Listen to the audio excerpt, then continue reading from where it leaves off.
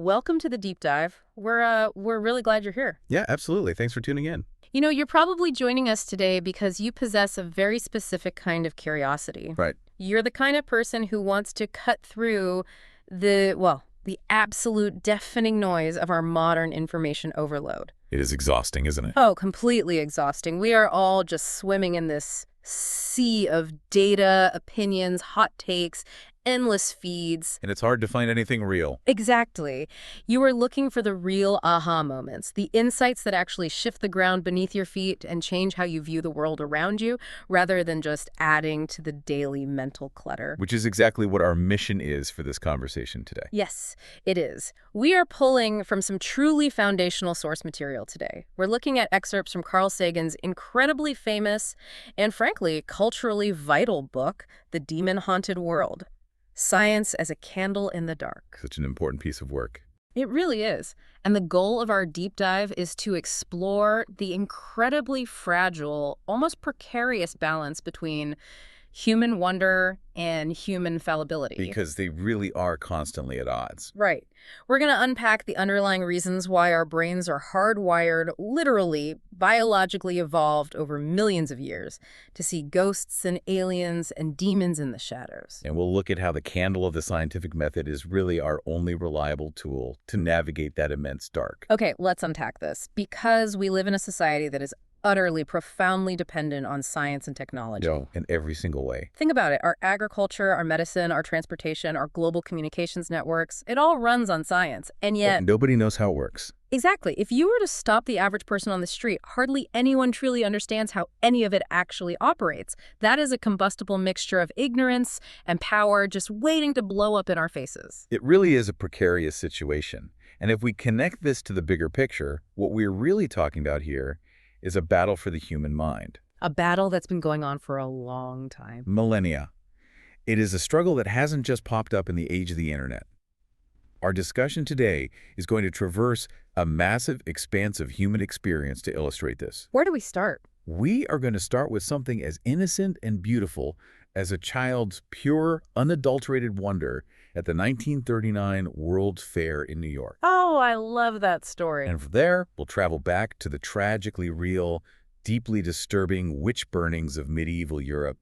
And then we will navigate all the way forward to the modern obsession with alien abductions and UFO sightings. Finding the common psychological threads that bind them all together. Exactly. Because ultimately, this is about understanding our own inherent vulnerabilities as a species. Science isn't just a dusty collection of facts to be memorized in a classroom. It's a way of thinking. Yes, it is a fundamental way of thinking. It's an error-correcting mechanism deliberately designed to save us from ourselves, from our own worst cognitive biases. I think framing it as a way of thinking is the perfect place to start. And to really understand how that specific way of thinking develops in a human being, the source material takes us back to a very specific memory. Right, back to Brooklyn. Yeah, a blustery fall day in 1939 in a Brooklyn apartment building. The author recounts being a young boy, maybe 5 or 6 years old, feeling completely safe inside his family's apartment while the cold wind is just howling outside. Swirling the autumn leaves on the street below. He had just been in a bit of a neighborhood scuffle with a kid named Snoony Agata, who lived on the 3rd floor of their building. As kids do. Right. And during this fight, the young author threw a wild, uncoordinated punch, missed Snoony entirely, and accidentally put his fist right through the plate glass window of Mr. Schechter's drugstore on the ground floor. Which had to be terrifying for a little kid. You'd expect the pharmacist to absolutely lose his mind. But Mr. Schechter was surprisingly solicitous. He came out, saw the terrified, bleeding kid, and just said, "It's all right, I'm insured." He brought the boy inside and put some unbelievably painful antiseptic on his wrist. The local doctor actually had to pull out a jagged fragment of glass with tweezers and sew 2 stitches into the boy's wrist. But the real lesson comes later, doesn't it? Yes. The part of the story that really sticks with the author happens a few hours later when his father comes home from work. And we have to understand the context of the father's life to see why his reaction is so poignant. What did the dad do? The father is a cutter in the garment industry in New York. His daily life involves using these massive, terrifying, incredibly dangerous power saws to cut patterns out of huge stacks of thick cloth. So he knows all about hand injuries. Exactly. He works in a world where a momentary lapse in concentration or a reckless movement could mean losing a finger or a hand. So you would logically expect him to be furious that his son was being reckless and breaking glass. But he wasn't. No, instead of being angry, the father is actually visibly pleased. He is profoundly glad that his normally quiet, timid son got angry enough to actually stand up for himself and throw a punch. That's amazing. He looks at the bandaged wrist and keeps repeating, 2 stitches. But he's saying it with his unmistakable sense of pride. And the kid is just standing there completely bewildered. Puzzling over the lesson he's supposed to be taking away from all this. He broke a window, he vandalized property, he caused a medical expense during a time when money was tight, and yet no one was mad at him. Even the kid he tried to punch was friendlier to him the next day. Right. It is a profound moment of childhood confusion where the expected rules of consequence are suddenly suspended.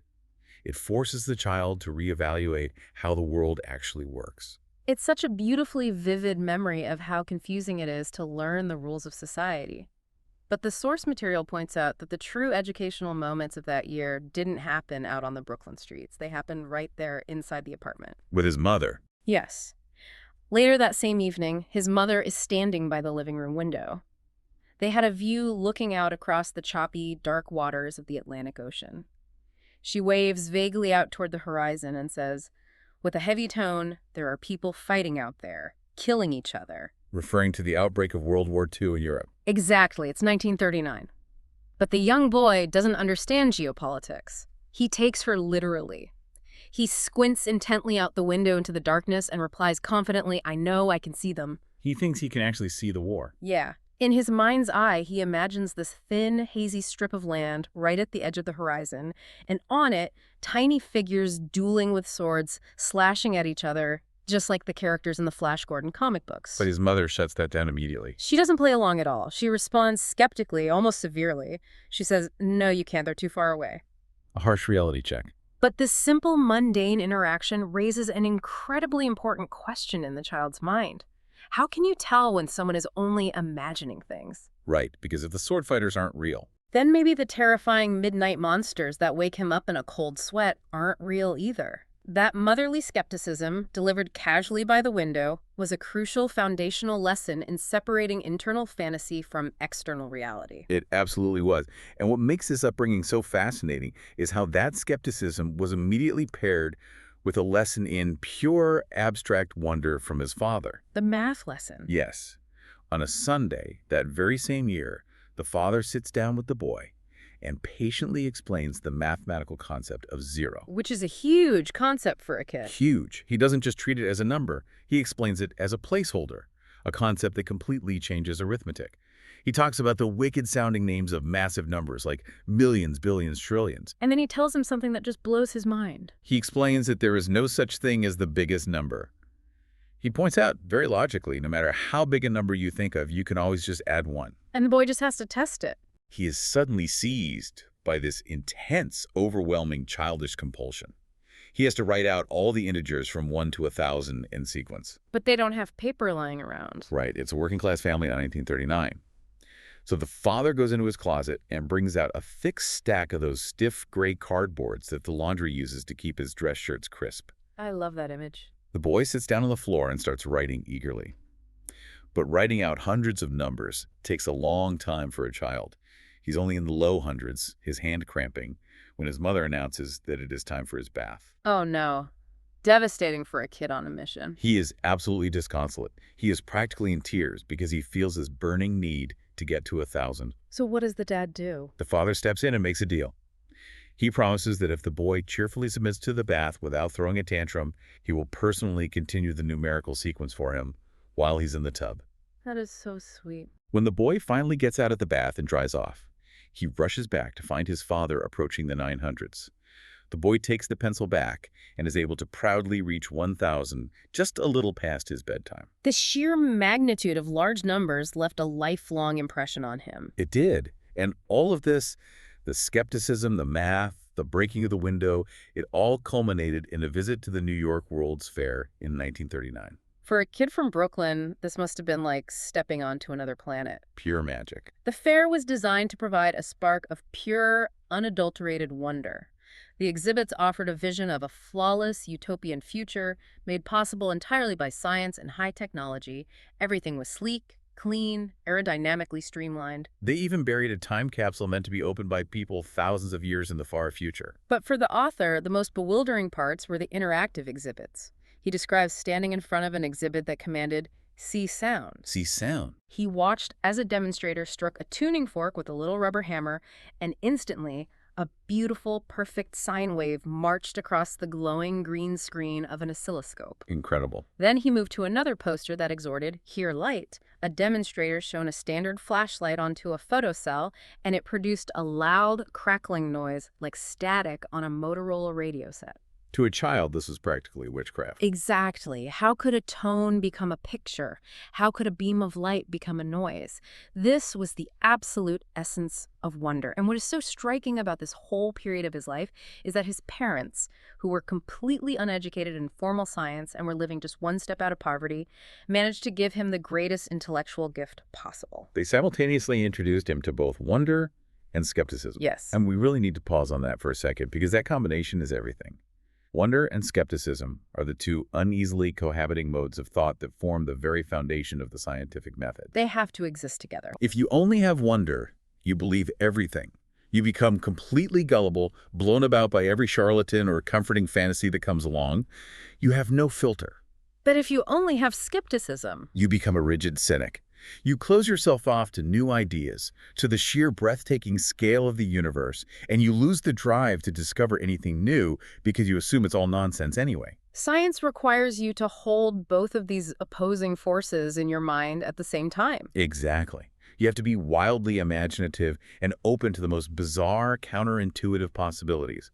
But you must simultaneously subject those ideas to the most ruthless, unforgiving scrutiny imaginable. And what's tragic is that while his parents naturally provided that perfect foundation, the formal educational system utterly failed to build upon it. It's a common story, sadly. The author laments in the source material that looking back, he cannot recall a single inspirational science teacher from his entire elementary, junior high, or high school experience. Not one. Which is heartbreaking. The entire curriculum was built around rote memorization, which is the exact opposite of wonder.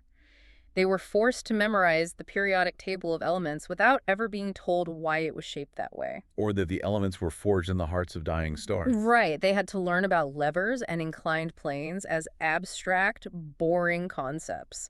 They were tested on their ability to memorize the difference between anthracite and bituminous coal. Boring. There was no soaring sense of the cosmos, no grand evolutionary perspective connecting them to the natural world.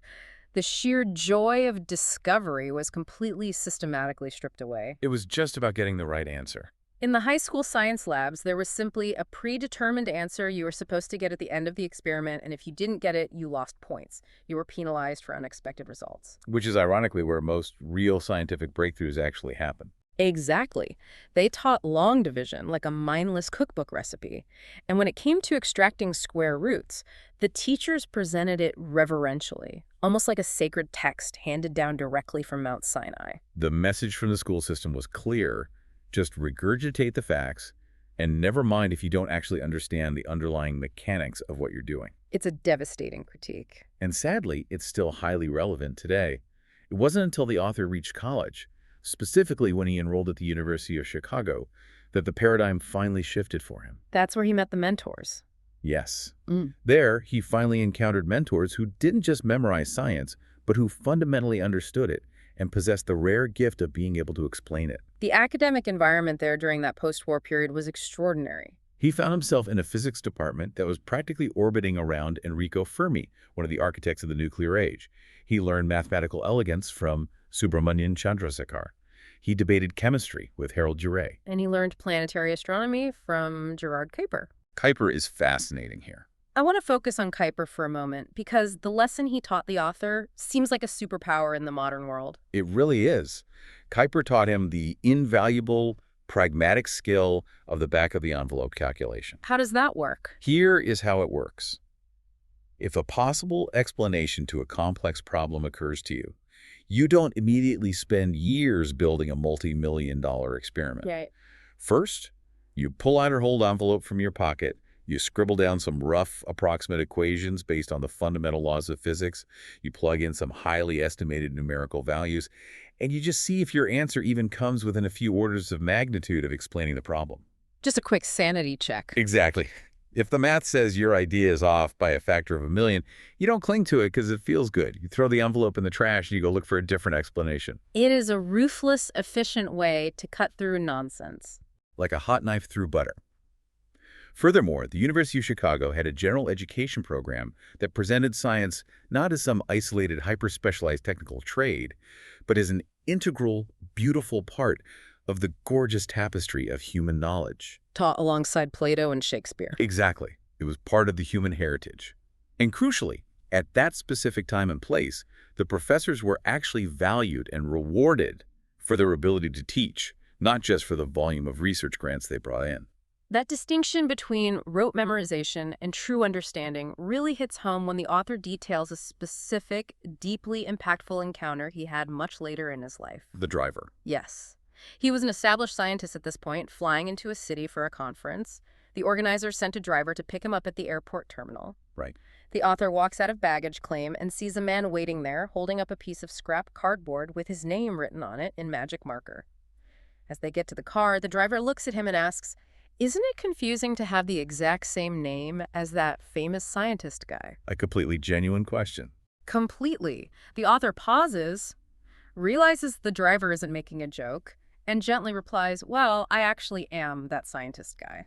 And the driver's name, amusingly enough, was William F. Buckley. Now, to be clear, this was not the famous conservative author and TV interviewer William F. Buckley Jr. Just an everyday guy who happened to share the name. And Mr. Buckley, the driver, was absolutely thrilled. His face lit up. He told the author how incredibly glad he was to have that scientist guy in his car because he was fascinated by the universe and he had so many burning questions. It starts off as such a heartwarming scenario, right? A spontaneous connection over the love of knowledge. It does. But as the car ride progresses and the conversation unfolds, it becomes painfully, tragically clear that Mr. Buckley didn't actually want to talk about real science. Because he didn't know what real science was. Exactly. He enthusiastically brought up the rumors of frozen extraterrestrials languishing in hidden cryogenic tanks at an Air Force base near San Antonio. Oh, boy. He wanted to discuss the intricacies of channeling the spirits of dead people and whether the mystical vibrations of certain crystals could heal illnesses.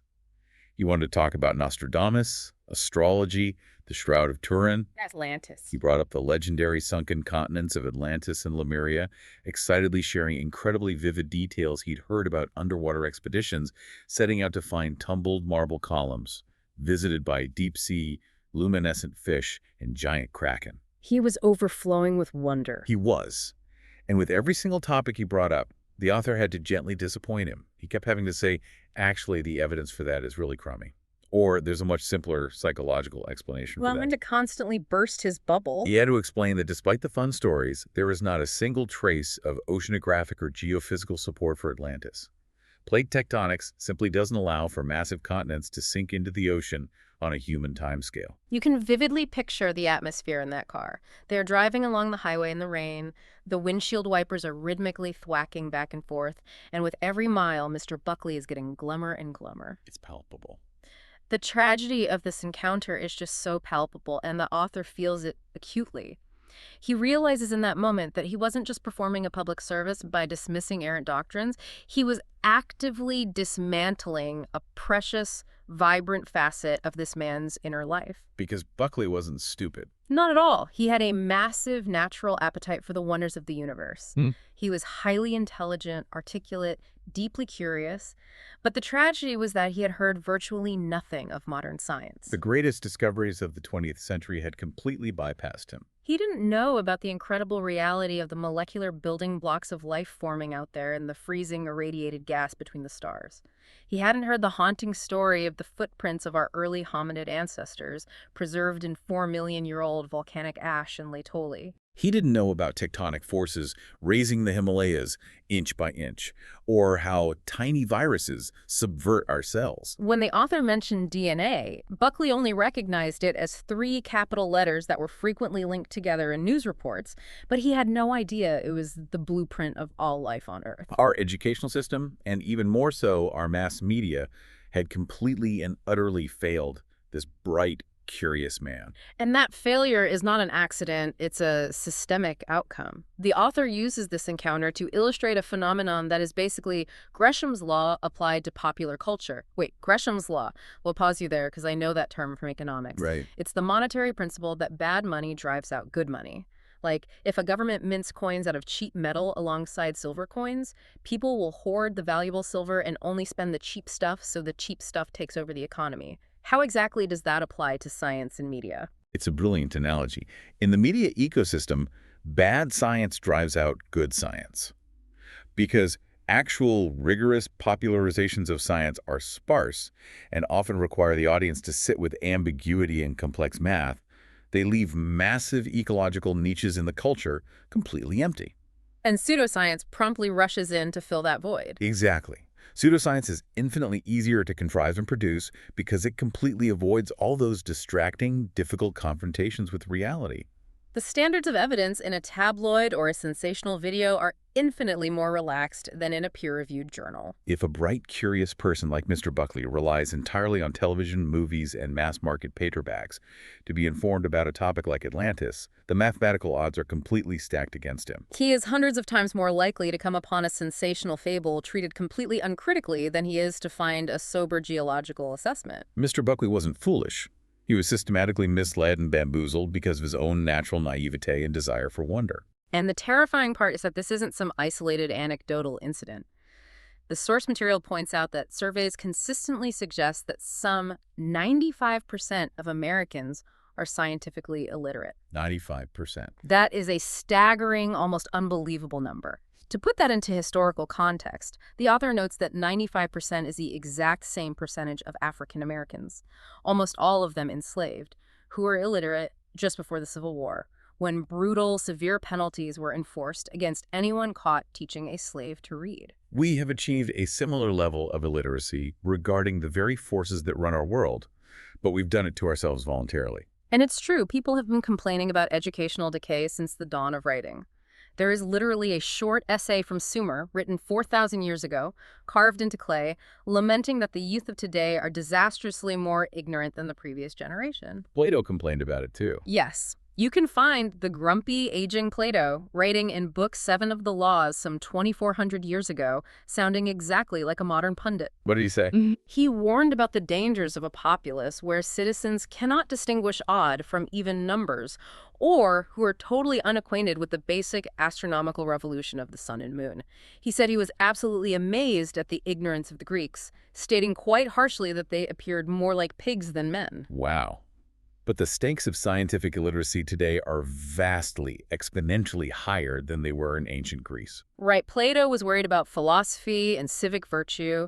We are dealing with literal existential threats. Anthropogenic global warming, the depletion of the ozone layer, the management of radioactive toxic waste, exponential global population growth, and the terrifying reality of nuclear proliferation. If the average citizen doesn't grasp the basic underlying scientific realities of these issues, how on earth can they instruct their elected representatives or make intelligent decisions at the ballot box? They can't. And historically, when humanity doesn't understand the mechanisms of the natural world, we have almost always relied on the God of the gaps. The God of the gaps. This is the philosophical tendency to attribute absolutely anything we don't currently understand to direct divine intervention. If it thunders, Zeus is angry. If the crops fail, the spirits are displeased. Hippocrates tried to fight that, right? Hippocrates of Kos, who is widely considered the father of medicine living 2,500 years ago, fought a lonely battle against this mindset. He introduced the very beginnings of the scientific method to the practice of medicine. Specifically regarding epilepsy. Right, which was terrifying to ancient people. He argued passionately that men think epilepsy is a divine curse merely because they don't understand it. He urged his peers to abandon superstition and rely on careful, meticulous observation and detailed chart-keeping of symptoms. But that didn't stick during the Dark Ages. No, when the intellectual light of the classical world dimmed and medicine drastically regressed, those empirical secular physicians basically became extinct. Society reverted completely to a reliance on prayer, magical potions, and protective amulets. And the high stakes of ignoring empirical science are brutally, tragically illustrated by the life of Queen Anne of Great Britain in the late 17th century. That story is incredibly sobering. It is. She was the reigning monarch of one of the most powerful, wealthy nations on the entire earth. She had access to the absolute best medical care that unlimited money and power could buy at the time. Her physicians were the most esteemed men in the kingdom. And yet, Despite all her wealth and status, out of 18 documented pregnancies, only 5 children were born alive.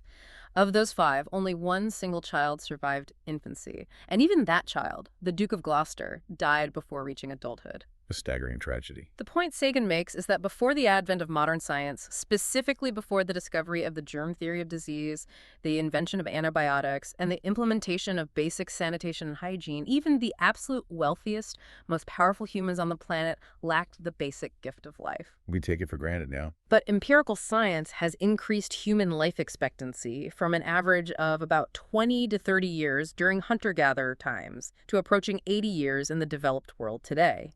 Science delivers the goods in a way that prayer and amulets simply never did. Exactly. So the obvious question becomes, what is the secret sauce? Why does science actually work while other systems of thought fail to produce tangible results? Here's where it gets really interesting. The answer lies in its built-in error-correcting machinery. In science, the most important concept is the error bar. The error bar. Whenever a rigorous scientific paper presents a graph or a set of data, it includes an error bar, a little line indicating the range of potential inaccuracy. It is a quiet, subtle, but absolutely insistent reminder that no human knowledge is complete, final, or perfect. It's built-in humility. It is a visible mathematical self-assessment of the reliability of our current understanding. If the error bars are very small, it means our empirical knowledge of that specific phenomenon is highly accurate. If they're large, it admits that our uncertainty is high and more work is needed. Can you imagine how different our culture would be if every political speech, every television commercial, and every religious sermon had to be broadcast with an accompanying error bar? I promise to lower taxes, give or take 40%. Right. Science is unique because it actively thrives on discovering its own errors, cutting them away one by one like a sculptor refining marble. It is an incredibly delicate, difficult balance to maintain. It requires a no-hold-barred, wildly imaginative openness to entirely new ideas, paired with the most rigorous, ruthless, skeptical scrutiny of everything, especially your own preferred theories. And that scrutiny isn't just a polite suggestion. It takes the form of a relentless, often brutal gauntlet of institutional criticism. Like the PhD oral exam. Yes, consider that grueling rite of passage. You have a poor, terrified graduate student who has spent years on a single, obscure topic. They are locked in a room and subjected to a withering, hours-long crossfire of complex questions from the very senior professors, holding their entire career future in their hands. The student must anticipate every possible weakness, every alternate explanation in their own arguments before their critics find them. Because the critics will find them. Or consider the process of anonymous peer review for scientific journals. When a scientist submits a paper, it is sent to anonymous experts in the same field whose specific job is to actively look for stupid mistakes, insufficient mathematical arguments, unoriginal data, or logical leaps. They are trying to tear it down. This is vastly, fundamentally different from the infallibility claimed by practitioners of pseudoscience and certain rigid religious doctrines. In pseudoscience, hypotheses are deliberately framed in a way that makes them completely invulnerable to any experiment that offers a prospect of disproof. Practitioners of pseudoscience are notoriously defensive, wary of any outside testing, and they very often cry conspiracy or claim establishment suppression when their ideas are inevitably rejected by the scientific community. And the beauty of science is that absolutely no one is exempt from this error-correcting machinery, no matter how famous or foundational they are. Not even Newton. Look at Isaac Newton. His laws of motion and universal gravitation are unequivocally among the crowning intellectual achievements of the human species. We literally still use Newton's equations today to precisely navigate robotic spacecraft across millions of miles of empty space. His math works. It works, But scientists weren't content to just bow down to Newton and leave well enough alone. For centuries, they constantly, obsessively probed for chinks in the Newtonian armor. And eventually, they found them. They discovered that at extremely high speeds approaching the speed of light, and in regions of incredibly strong gravity, Newtonian physics fundamentally breaks down. It produces the wrong answers. It took the genius of Albert Einstein, with his theories of special and general relativity, to correct the great Isaac Newton. Newton was highly accurate in the everyday conditions of Earth, but Einstein provided a much deeper, more fundamental truth. And the process didn't stop with Einstein. Scientists didn't just accept relativity on faith. Decades later, astronomers Joseph Taylor and Russell Hulse used the incredibly precise radio pulses emitted by rapidly rotating binary pulsars to rigorously test the specific predictions of general relativity. And they won the 1993 Nobel Prize in Physics for doing so.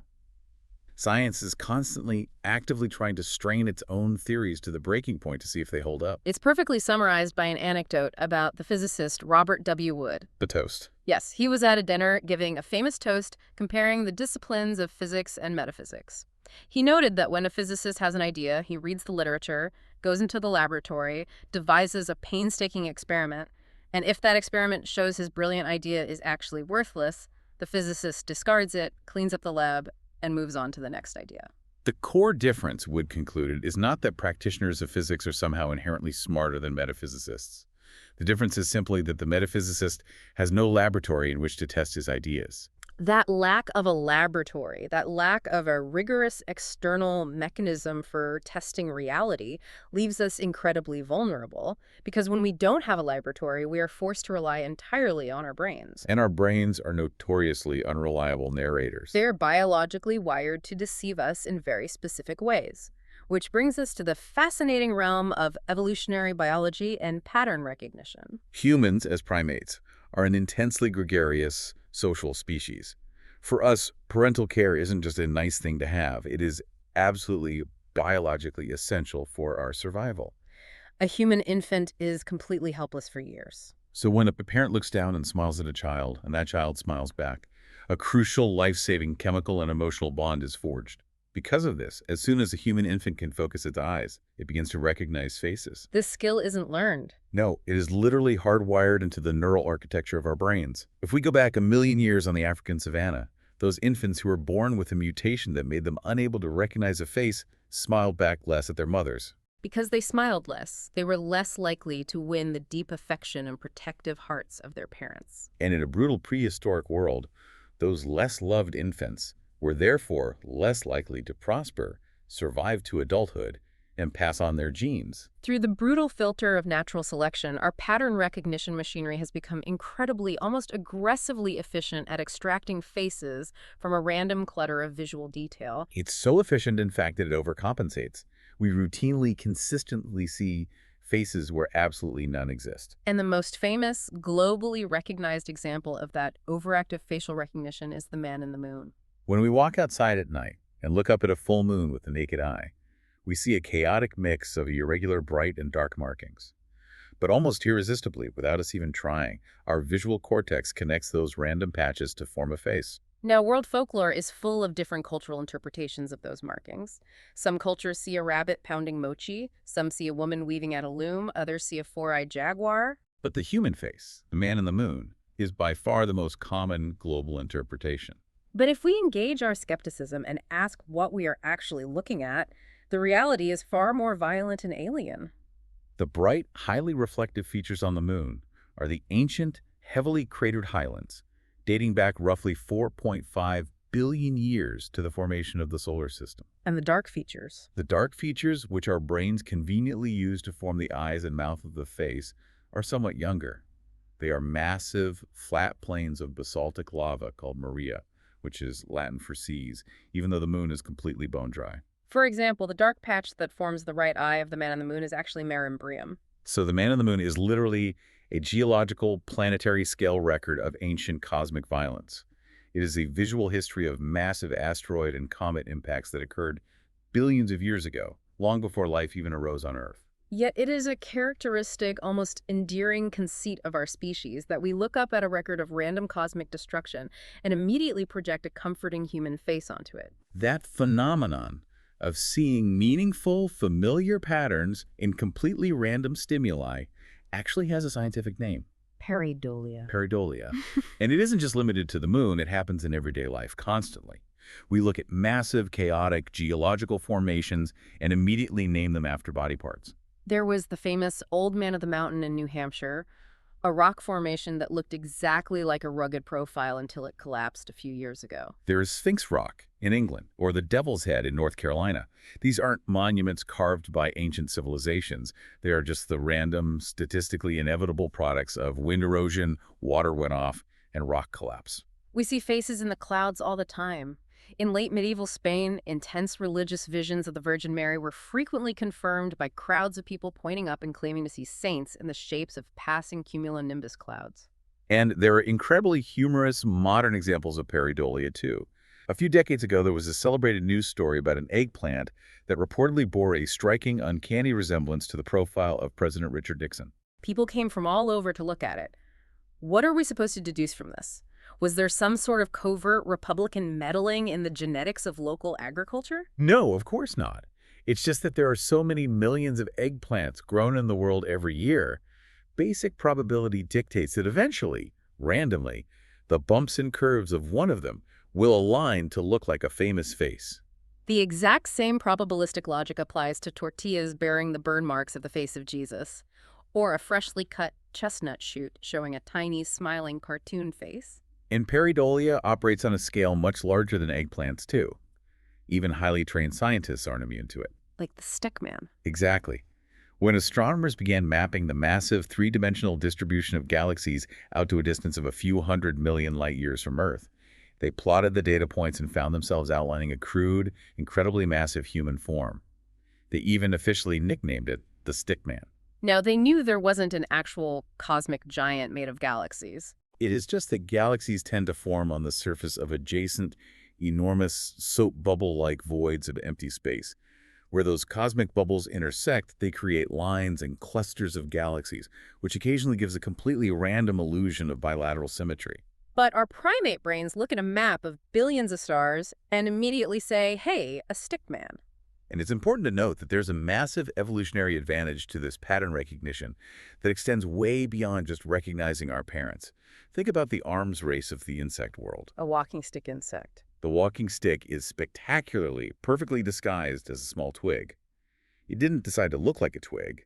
It evolved via millions of years of natural selection, specifically to fool the pattern recognition systems of visual predators like birds. It mimics the plant world so incredibly well that a young child wandering through the woods might look at a cluster of them and imagine an entire army of twigs suddenly coming to life and marching with some ominous planty purpose. Our brains are constantly trying to discern the signal from the noise, the hidden predator from the foliage, and we often err on the side of seeing things that aren't there because missing a real predator was fatal. Right. Better to jump at a shadow than get eaten by a tiger. But when our hardwired, aggressive pattern recognition machinery meets the fuzzy limits of our observational tools, profound systemic errors can occur. Even among the most highly trained and dedicated professionals.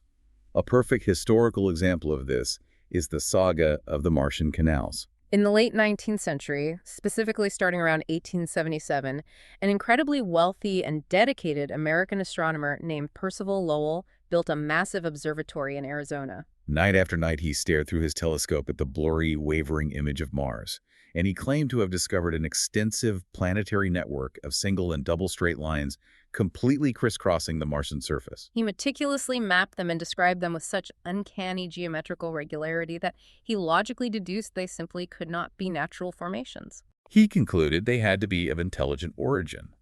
This single claim sparked decades of intense public fascination and heavily influenced early science fiction. Lowell popularized the incredibly romantic, melancholy idea of an older, wiser, dying Martian civilization dedicating its final resources to the massive global engineering project of channeling water from the polar ice caps down to the parched equatorial cities. Hundreds of these canals were meticulously mapped and given classical names. But there was a massive, frustrating catch to all of this data. The canals peculiarly, stubbornly avoided showing up on the new technology of photographic plates. The visual observers claimed that the human eye could capture fleeting, split-second moments of atmosphere transparency that the slow, crude photographic plates completely missed. The brain, they argued, was a better instrument than the camera. But the advent of the space age brutally corrected that misapprehension. When the Mariner 9 and later the Viking orbiters finally arrived at Mars in the 1970s and mapped the entire planet from pole to pole, they were using cameras capable of detecting features hundreds of times smaller than the best Earth-based telescopes could ever resolve. And what did they find? They found massive volcanoes, gigantic rift valleys, and endless cratered deserts.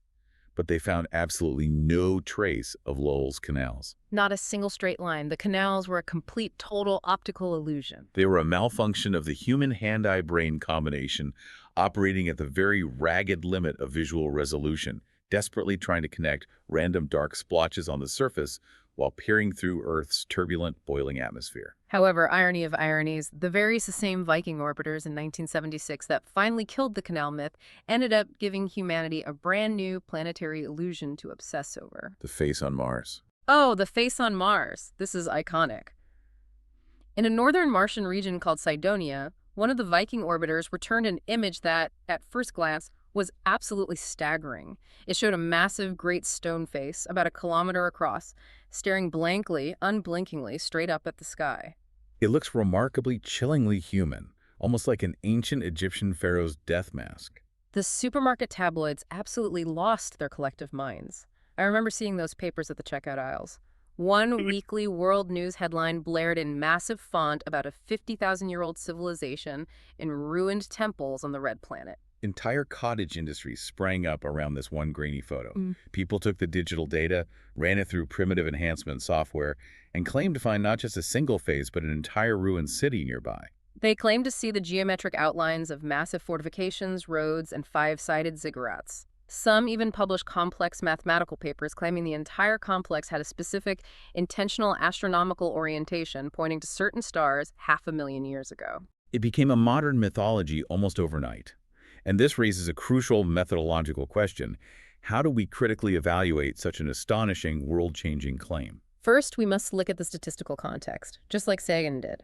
Mars is an entire planet. It has a surface area of almost 150 million square kilometers. It has been subjected to constant, relentless bombardment by meteors, the slumping of permafrost terrain, ancient catastrophic mud flows, and billions of years of modern wind-borne sand carving the rocks. Given that staggering variety of forces over deep time, an almost infinite variety of landforms is generated, it is mathematically, statistically inevitable that eventually one single postage stamp-sized patch of rock out of 150 million square kilometers is going to randomly erode into a shape that roughly resembles a human face from a specific angle. We shouldn't be surprised that we found a face. We should be surprised we haven't found a rock that looks like a toaster yet. Furthermore, when we look around, we see similar, seemingly artificial, perfectly geometric shapes created by purely natural forces on Mars and even here on Earth. For example, in the Elysium Plateau region of Mars, there are fields of small mountains oriented in the exact same direction that look exactly like the ruins of ancient pyramids. We have identical structures on Earth, specifically in the dry, freezing valleys of Antarctica,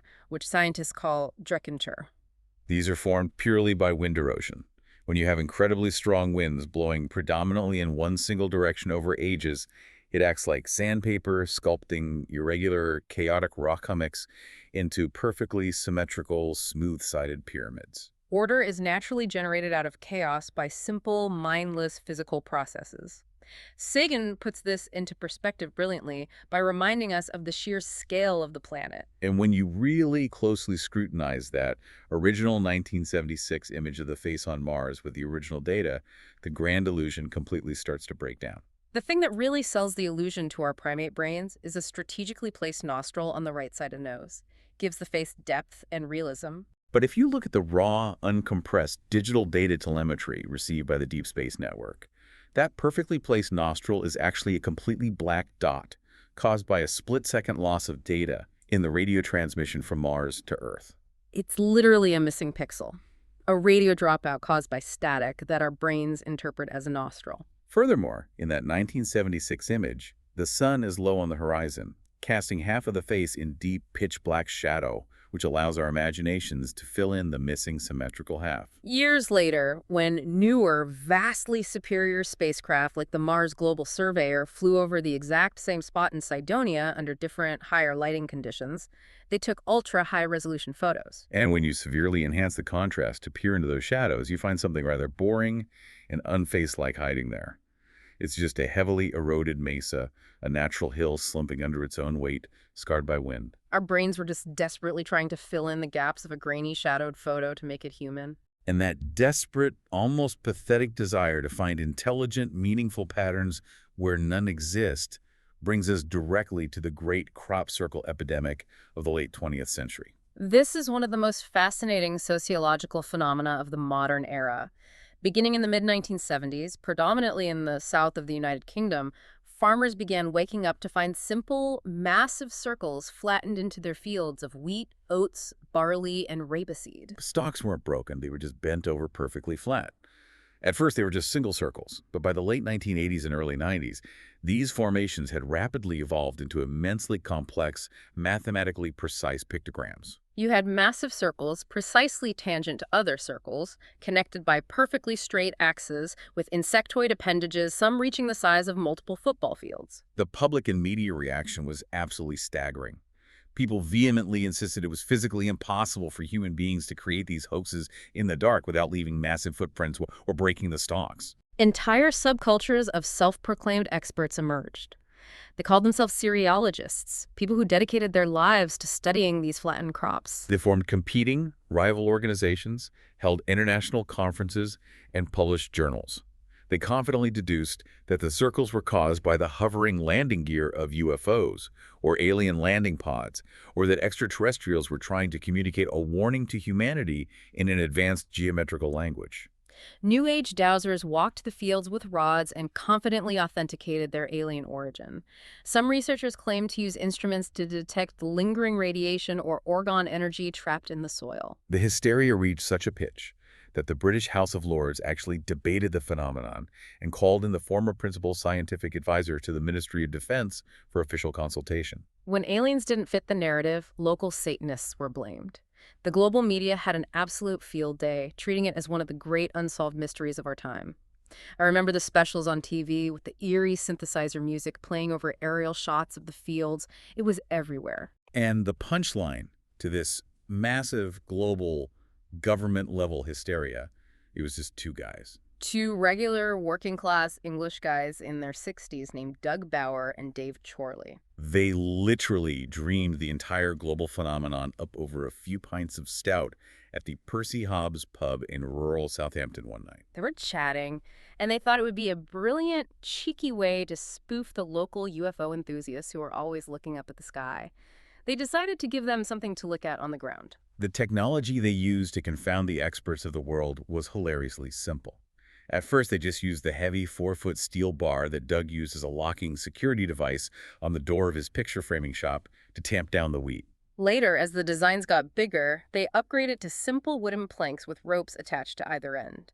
One guy would stand in the center holding a string, the other would hold the string tight and walk in a perfect circle, pressing the plank down with his foot. They would carefully plan their nocturnal, pseudo-commando operations on pieces of paper with watercolor diagrams, and they actively trolled the scientific community. When an overconfident meteorologist went on television and claimed the crops were clearly being flattened by a natural, localized, clockwise whirlwind, Doug and Dave went out the very next night and deliberately made a massive figure with an exterior ring perfectly flattened in a counterclockwise direction just to publicly mess with them. They even carved the phrase, "We are not alone," into the wheat in giant letters, just to see what the tabloids would do with it. And eventually, in 1991, they just got tired of the prank. They were in their 60s, creeping around in muddy fields at 2 in the morning was getting exhausting on their knees, and they were genuinely worried that if they waited until one of them died, no one would ever believe the survivor's story.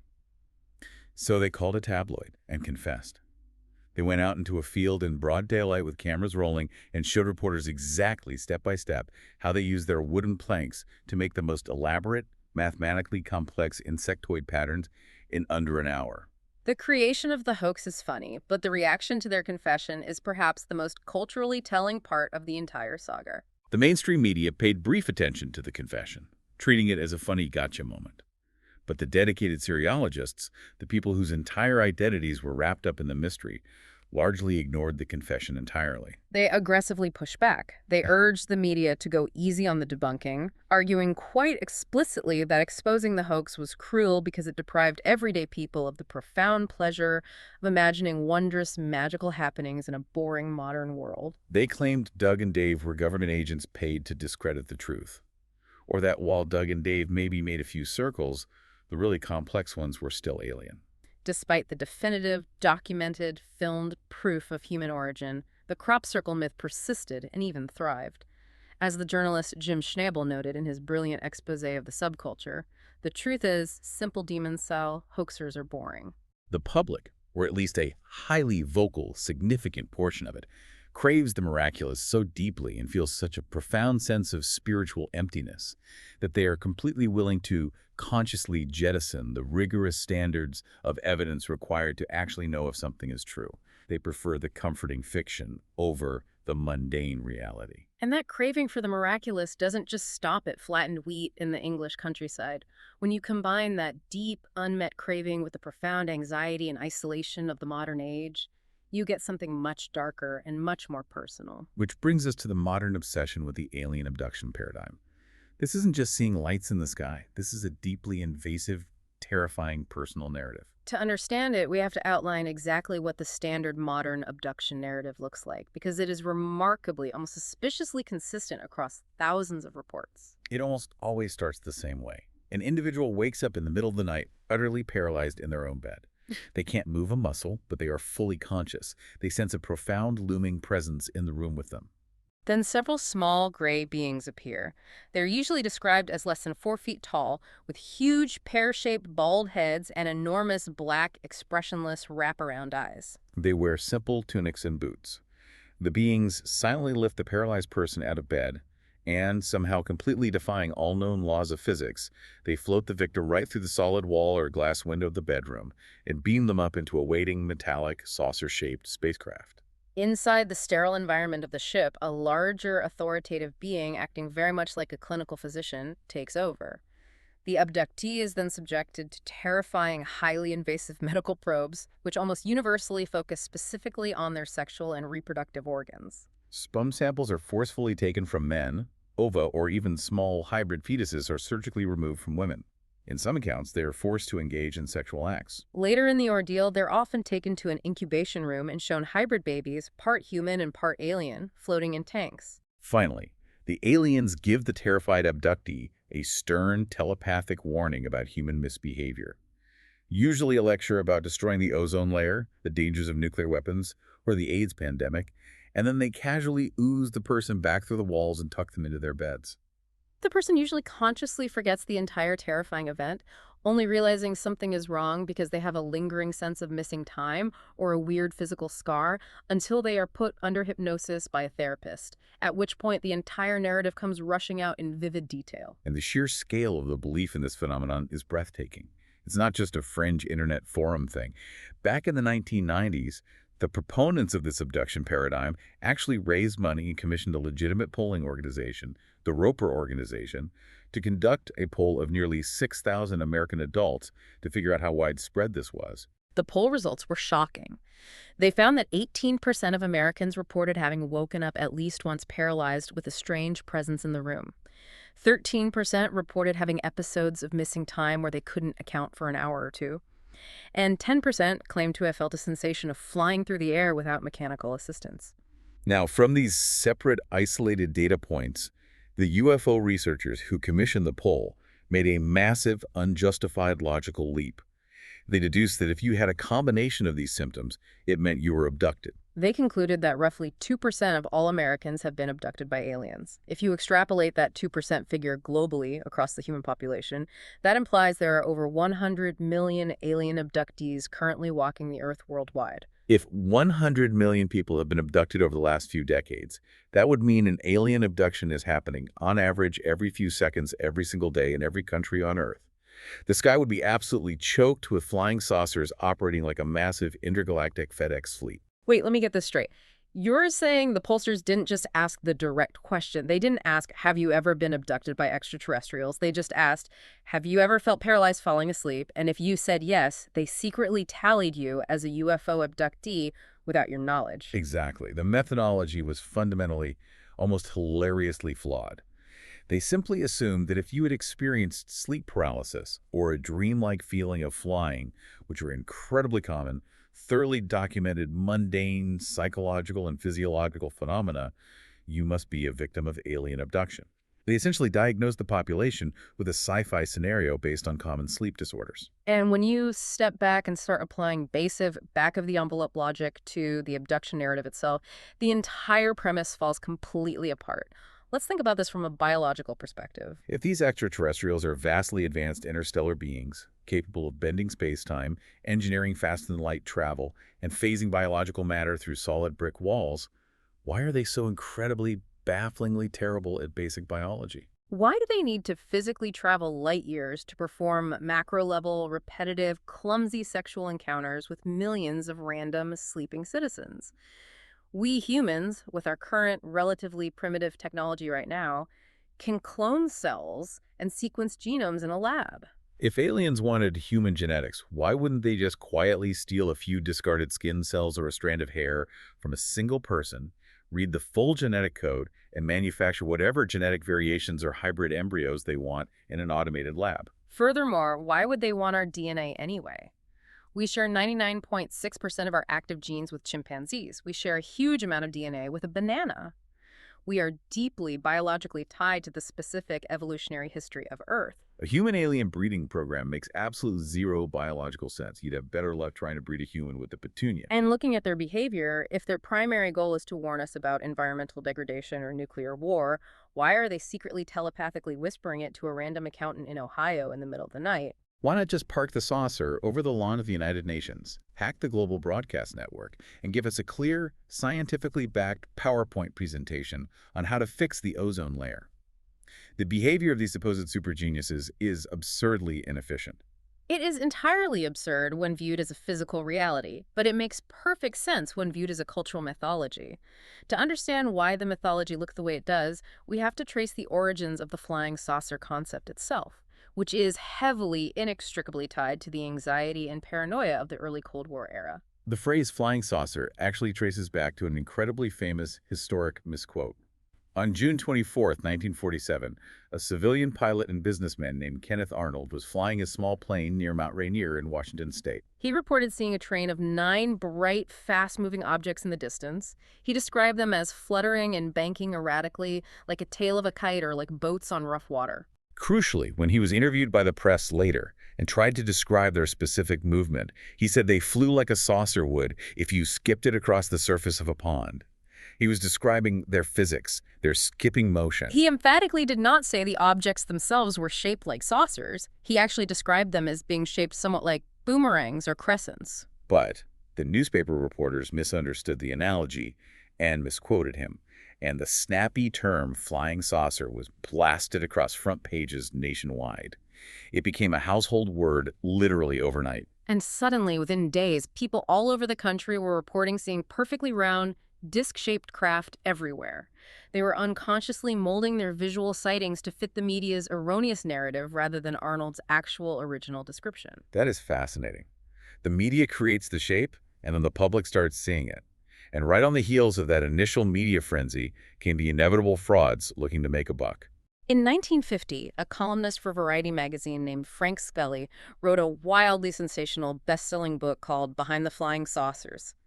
In it, he claimed that the U.S. military had secretly recovered multiple crashed saucers in the American Southwest. And inside those saucers, he claimed they found 16 dead aliens from the planet Venus, each perfectly preserved and exactly 3 feet high.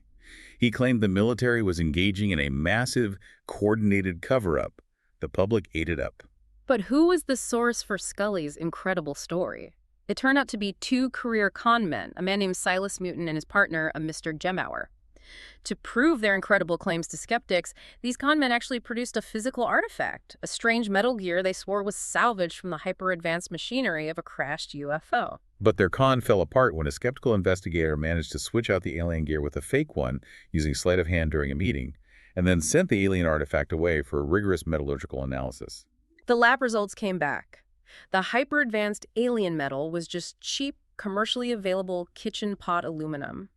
Newton and Gay Bauer were eventually arrested by the FBI in 1952 for conducting a massive confidence game, selling fake oil detection machines based on their supposed alien technology. You would logically think that the massive public exposure of this hoax would make people highly cautious about any future stories involving crashed saucers and dead aliens in the Southwest, but it barely made a dent in the mythology. It didn't make a dent because the underlying cultural anxiety driving the phenomenon was completely real. We were living under the constant apocalyptic threat of Soviet nuclear annihilation. The sky was no longer just the domain of birds and clouds, it was the vector from which instant death could rain down. We see a very clear, statistically verifiable correlation between real-world space-age events and spikes in UFO sightings. For example, on October 4th, 1957, the Soviet Union launched Sputnik 7, the very first Earth-orbiting artificial satellite. It was a massive shock to the American psyche. Between October and December of that exact year, UFO reports in America spiked dramatically. Public awareness of space directly and immediately generated a massive wave of UFO reports. People were suddenly terrified. They were actively going outside and looking at the night sky much more often. And naturally, they started misidentifying entirely normal phenomena like bright planets, meteors, or conventional aircraft as alien threats. But it wasn't just public hysteria. The government's official response to these sightings actively fueled the conspiracy theories. The most famous case in UFO lore, the holy grail of ufology, is of course the 1947 Roswell incident in New Mexico. The local Army Air Force base put out an incredibly clumsy early press release claiming a flying disc had been captured on a ranch, but it was quickly, awkwardly retracted a few hours later and explained away as a weather balloon. Decades later, ufologists resurrected the story, and new witnesses suddenly remembered seeing alien bodies, incredibly tough foil, and strange hieroglyphics on the wreckage. For decades, it was held up as the ultimate proof of a government cover-up. And the truth is, it was a government cover-up, but not of aliens. The reality, which was finally revealed in fully declassified documents in the 1990s, was that the debris found on the ranch was from something called Project Mogul. Let's talk about Project Mogul because it is a perfect textbook example of Cold War secrecy creating an accidental mythology. Project Mogul was a highly classified, top-secret program run by the military. They were launching massive trains of high-altitude balloons equipped with highly sensitive, low-frequency acoustic microphones. The entire goal was to float these microphones up into the upper atmosphere to listen for the distant, low-frequency rumblings of Soviet nuclear weapon test explosions happening halfway across the globe. It was a vital piece of national security intelligence gathering. So when one of these massive balloon trains crashed on a ranch in Roswell, the military panicked and rushed out to secretly collect the debris. They threw a veil of secrecy over the entire town, not because they had found Martians, but because they desperately needed to hide the existence of Project Mogul from Soviet spies. And those mysterious alien hieroglyphics that witnesses vividly remembered seeing on the structural beams of the wreckage. It turns out that to save weight, the radar reflectors carried by the balloons were partially manufactured by a novelty and toy company located in New York City. The factory workers had used leftover, heavily patterned decorative tape featuring little pink and purple flower and geometric icons to reinforce the balsa wood beams. In the hazy, conspiratorial memories of the witnesses decades later, faded novelty tape was transformed into an unearthly alien language. The military actively ordered the witnesses to keep their mouths shut, threatening them with imprisonment, purely to protect our atomic monitoring secrets from the Russians. And that culture of necessary military secrecy bred intense, deeply ingrained public mistrust. The military also actively engaged in extensive spoofing programs during the Cold War. Both the United States and the Soviet Union would routinely, intentionally fly highly classified, high-performance experimental aircraft directly into each other's airspace. The goal was to deliberately trigger the enemy's radar networks so they could map the defenses and record the response times. Now, imagine you are the U.S. Air Force. You are testing an incredibly advanced secret aircraft over the Nevada desert, say, an early, bizarre-looking prototype of the SR-71 Blackbird or the rumored hypersonic wedge called the Aurora. If a commercial airline pilot or a civilian on the ground spots this weird, fast-moving object and calls the local news to report a UFO, the Air Force had absolutely every reason in the world to let that rumor run wild or even actively encourage it. They weren't hiding aliens, they were actively hiding their own cutting-edge aviation technology and reconnaissance vulnerabilities from the KGB. It is vastly preferable for Soviet intelligence to think the American public is hallucinating space aliens than for them to get a clear description of the new spy plane. But this deliberate obfuscation created a feedback loop of paranoia. Later, when civilian researchers used the Freedom of Information Act, or FOIA, to legally request internal documents from intelligence agencies like the National Security Agency regarding the UFO phenomenon, they would receive thick stacks of pages that were almost entirely blacked out with heavy marker. Right, and you can completely see why that would make a civilian researcher insanely paranoid. You spend years fighting in court to get the NSA's secret UFO files. The package finally arrives, you open it, and you get a page with one single visible sentence that says something mundane like, pilot reported a visual anomaly at low altitude, and the rest of the entire page is solid black marker. Conspiracy theorists looked at those redactions and logically deduced that the NSA was sitting on vast, terrifying troves of data detailing autopsies of aliens and reverse-engineered anti-gravity drives. But when you understand the bureaucracy of intelligence, the reality is much more mundane. The NSA's primary job is signals intelligence. They intercept and decode global radio communications. They redact those pages so heavily not to hide the existence of aliens, but to rigorously protect their highly classified communication interception methods, their code-breaking algorithms, and the identities of their spies. If the NSA released the surrounding unredacted chatter of a foreign military pilot misidentifying a weather balloon as a UFO, they would be broadcasting to that foreign nation exactly which frequencies we were listening to and how deeply we had compromised their encryption. Exactly.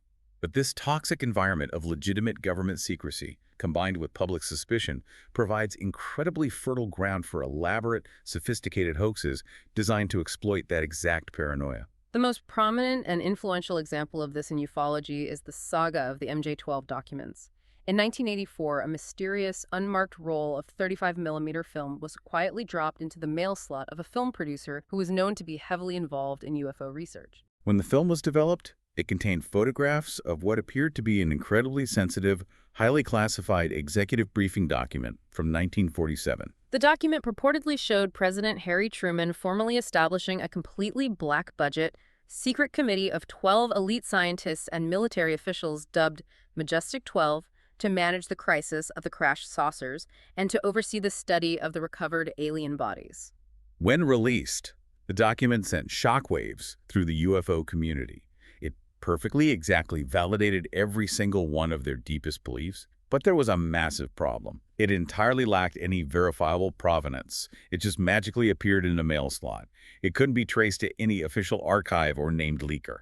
Sagan points out that this is historically analogous to one of the greatest frauds in history, the donation of Constantine. This was an 8th century forged document that claimed the great Roman Emperor Constantine had legally willed secular control of the entire Western Roman Empire to the Pope. The Catholic Church used this single document for centuries to aggressively claim political and terrestrial rule over kings across Europe. It wasn't until the Renaissance that the brilliant polymath and linguist Lorenzo Vela critically analyzed the text and completely exposed it as a crude forgery. He noticed that the specific Latin vocabulary and grammar used in the document were completely anachronistic to the 4th century when Constantine lived. It was written using medieval Latin idioms. The MJ-12 documents suffer from the exact same fatal flaws. They lack provenance, and upon closer inspection by historians, they contain suspicious lexicographic inconsistencies, anachronistic military date formats, and forged signatures lifted from other mundane memos. They are a modern, carefully crafted forgery deliberately designed to exploit a highly credulous audience that was desperate for validation. Okay, so let's pause and summarize where we are. We've established that the physical evidence for aliens is incredibly weak. It usually boils down to misidentified weather balloons, secret Cold War spy planes, overactive facial recognition on rocks, guys with wooden planks in wheat fields, and forged government memos. If all of that is true, how do we explain the intense, visceral, deeply emotional personal experiences of the thousands of abductees? These people aren't usually lying. They are deeply traumatized by what they believe happened to them. That brings us to the fascinating, sometimes terrifying realm of hallucinations, hypnosis, and the incredibly complex tricks our own minds play on us. The very first thing we need to do is completely normalize the concept of hallucinations. In pop culture, we tend to think that only people suffering from severe schizophrenia or psychotic breaks hallucinate. But statistically, that is simply not true. Broad psychological surveys consistently show that somewhere between 10% and 25% of perfectly normal, high-functioning, everyday people will experience at least one vivid hallucination in their lives. They will clearly hear a voice calling their name in an empty house, or they will see a fleeting form in their peripheral vision when no one is there. The author himself notes in the book that in the years following the deaths of his parents, he occasionally heard their voices calling his name quite clearly in casual conversation. It isn't madness. It is a relatively common, temporary misfiring of the complex auditory or visual processing centers of the brain. And a very specific, highly relevant type of hallucination occurs during a phenomenon known as sleep paralysis.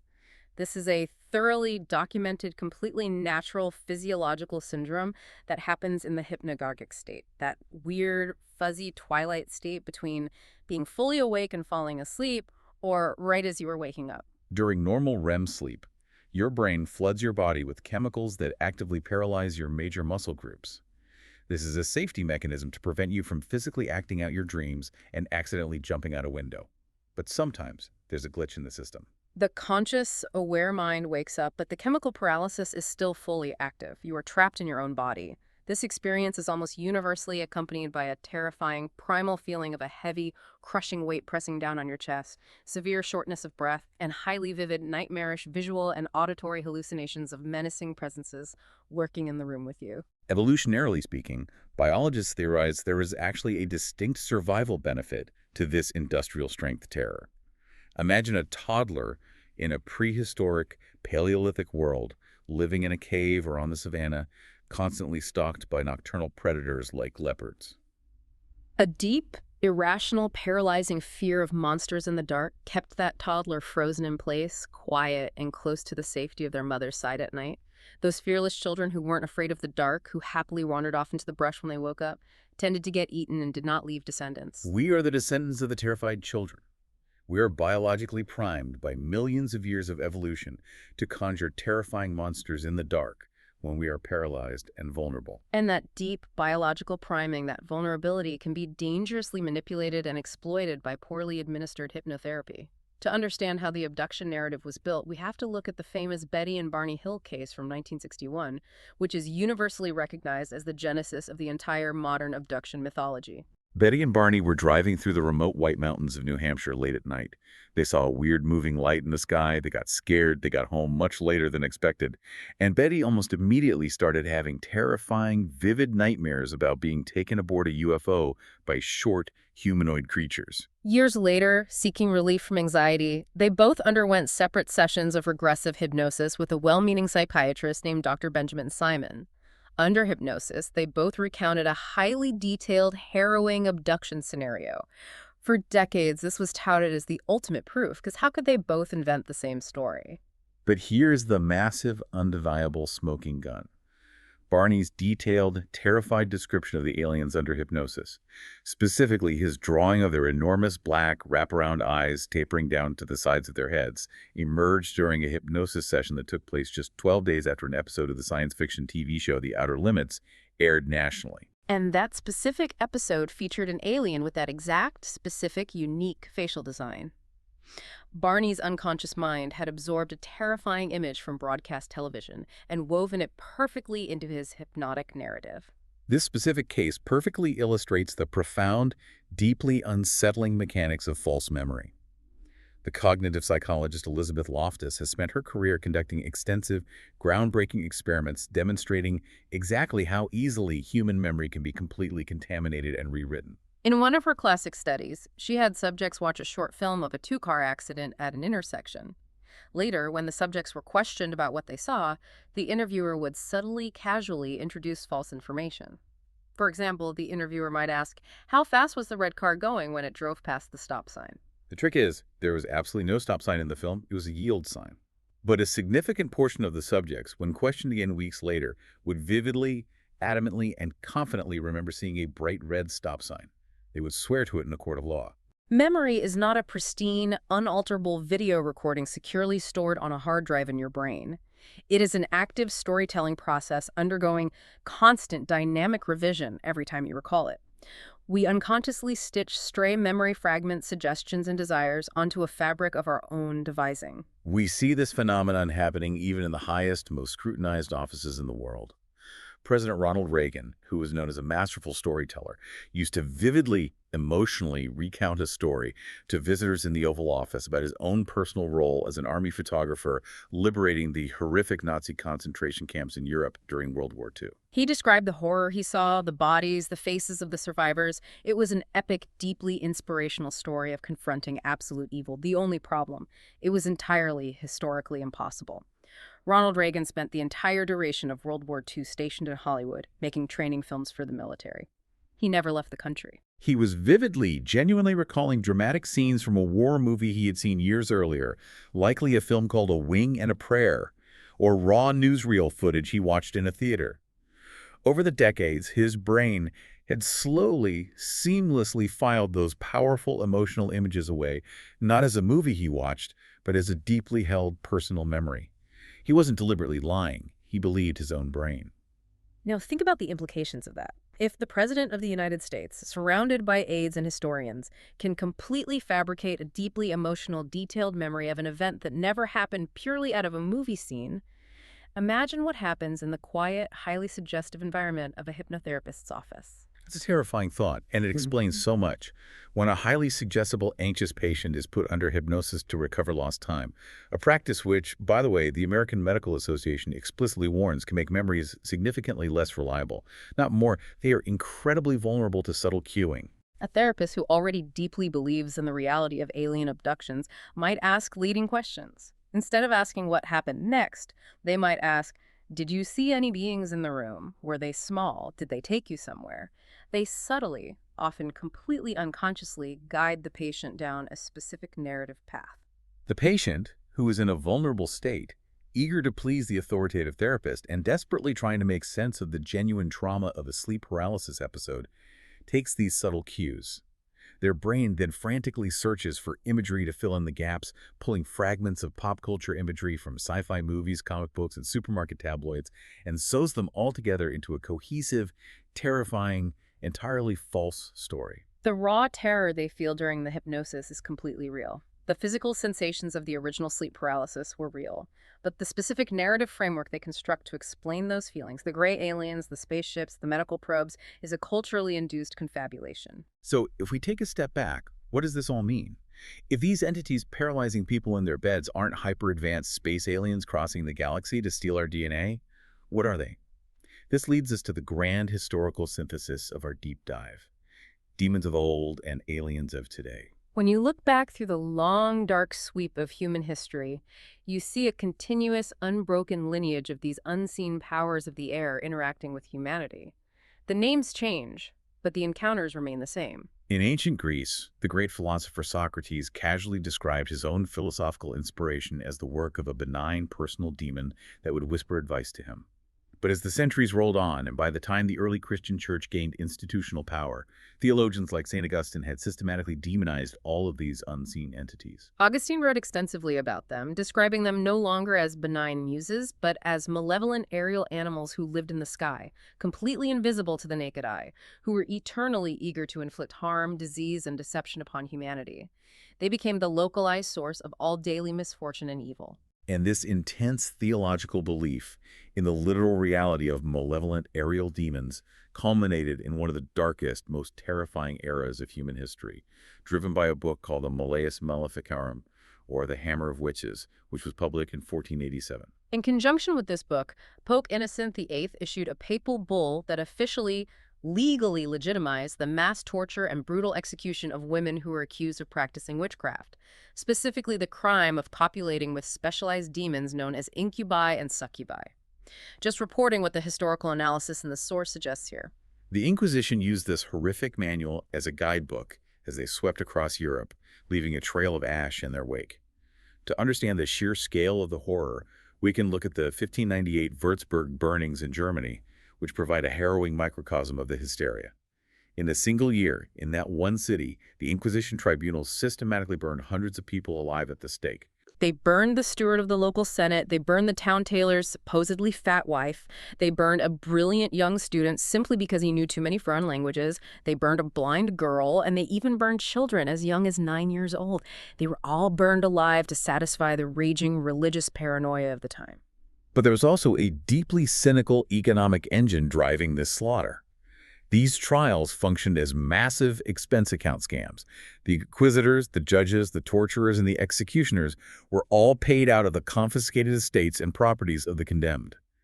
The more wealthy people they burned, the richer the inquisitors got. Yet, despite the graft, the judges and the general public were absolutely fundamentally certain they were doing God's righteous work. They truly believed they were fighting a literal physical war against invisible demons who descended from the sky at night to sexually assault sleeping humans. Now take all of those historical details and draw the direct, undeniable parallels between those historical accounts of demonic incubi and succubi and the modern accounts of alien abductors. It is chillingly, perfectly identical. Both demons and aliens are described as coming down from the sky. Both entities possess the magical ability to walk effortlessly through solid walls and locked doors. Both entities paralyze their helpless victims in their beds, rendering them unable to cry out. Both bypass spoken language and communicate directly into the victim's mind telepathically. Both are obsessively, weirdly focused on human sexuality, reproduction, and bizarre breeding experiments. And both are almost exclusively described as operating in the dead of night, targeting sleeping individuals. The source material shares an incredible historical anecdote from 1645 about a young Cornish teenager named Anne Jeffreys. She was found lying groggy and disoriented on the floor of her home. When she recovered, she vividly recalled a terrifying experience. She said she was attacked by half a dozen little men, paralyzed by them, carried off against her will to a glowing castle in the air, seduced or assaulted, and then magically returned to her home. Because it was 1645, she naturally called these little men fairies, which unfortunately resulted in her being arrested and imprisoned for the crime of witchcraft. But pose the obvious question. If Anne Jeffreys lived today, in a modern culture completely saturated with science fiction, movies, and internet lore, instead of Celtic folklore, wouldn't she immediately call those little men gray aliens? Wouldn't her glowing castle in the air be described as a metallic flying saucer? The experience is identical, only the vocabulary has changed? Undoubtedly. She would be a star on the UFO convention circuit today. What is truly deeply fascinating to observe is how the physical shapes and characteristics of these hallucinated entities constantly fluidly adapt to match the prevailing cultural trends and scientific knowledge of the specific era. The visions evolve to fit the times. For example, when Percival Lowell was loudly promoting the existence of an advanced civilization living along the Martian canals at the turn of the 20th century, people suddenly started hallucinating encounters with Martians. The famous psychoanalyst Carl Jung even documented a psychiatric case of a woman who vividly hallucinated an encounter with a star dweller who explicitly claimed to be from Mars, and the entity specifically talked to her about flying machines and the vast canal networks of his dying homeworld. The hallucination perfectly matched the newspaper headlines. But then, decades later, when the Mariner 9 spacecraft proved definitively that Mars was a dead, cratered, frozen wasteland devoid of canals or cities, the Martians abruptly vanished from the abduction reports. The aliens had to move. Suddenly, people started reporting contact with tall, beautiful Venusians. But when the Soviet Venera probes landed on Venus and proved the surface was hot enough to melt lead and the atmosphere was crushing sulfuric acid, the Venusians quietly disappeared from the mythology too. Eventually, the culture settled on the modern gray alien, from an unspecified distant star system, so we couldn't disprove it with probes. And if you look closely at the design of the gray alien, with its massively oversized bulbous head, its huge, dark, lidless eyes, its complete lack of hair, its diminutive stature, and its frail, almost liquid body, it looks exactly, anatomically, like a 12-week-old human fetus. It is an image of our own vulnerable biology reflected back at us. We inhale the visual motifs of our culture, from science fiction novels, tabloid covers, movies like Close Encounters of the Third Kind, and television shows, and we unconsciously project them outward into our hypnagogic hallucinations and sleep paralysis episodes. The brain uses the props available in the cultural theater to stage its internal dramas. And it's crucial to point out that it's not just demonic, frightening, or alien visions that work this way either. We see the exact same psychological mechanism operating in joyous, sacred visions.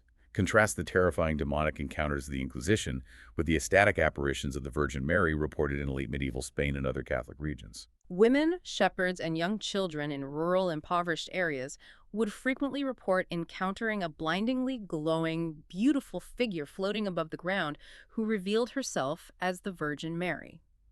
But what is so fascinating is that when the Mother of God supposedly appeared to these peasants, she wouldn't impart profound, universe-altering cosmic wisdom. She wouldn't explain the cure for the plague, or the mathematics of the solar system, or offer deep theological insights. Instead, she would make incredibly prosaic, hyper-local demands. She would demand that the local village priests say specific prayers, or she would demand that the village pool their meager resources to build a small shrine on that exact spot in the field.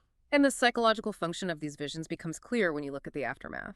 When the witnesses inevitably complained to the vision that the skeptical village priest or the local bishop wouldn't believe their wild story without physical proof, the apparition of Mary would conveniently provide a localized sign, a sudden, seemingly miraculous cure of a local ailment or strange weather phenomenon. Sociologists and historians view these events not as divine interventions, but as manifestations driven by a deep, overwhelming psychological need for contact with the divine or the extraordinary in a world completely plagued by crushing uncertainty, grinding poverty, and terrifying disease. A visitation gave a marginalized peasant incredible social power and importance in their community.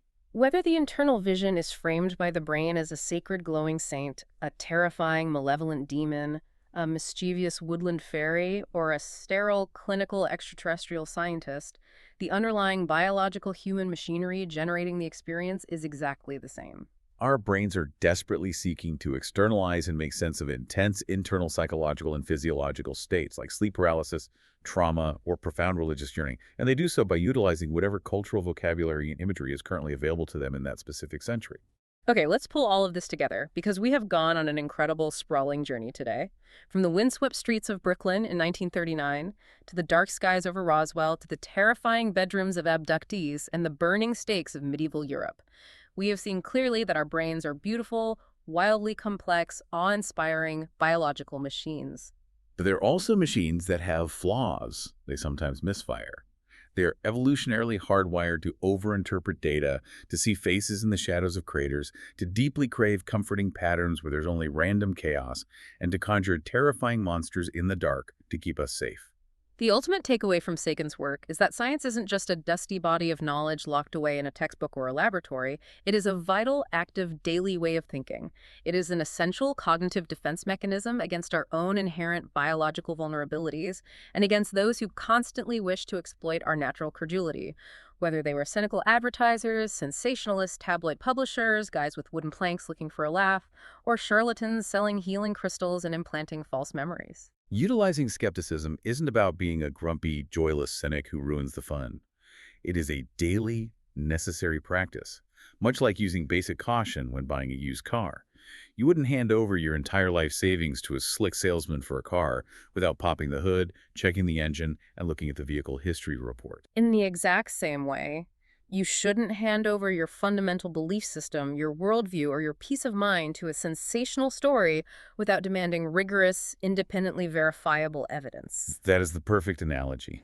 And to close our deep dive today, I want to leave you with a final, unmentioned thread to mull over, extending the logic of everything we've discussed into the future. I love this. We've established definitively today that human visions, hallucinations, and our cultural mythologies always adapt to fit the technological and cultural zeitgeist of the era. Over millennia, we have seamlessly transitioned our hallucinations from interacting with ancient, localized nature gods to terrifying medieval demons to mischievous Victorian fairies to modern-day technologically advanced extraterrestrials. So the inevitable question is, what will our descendants hallucinate a century from now?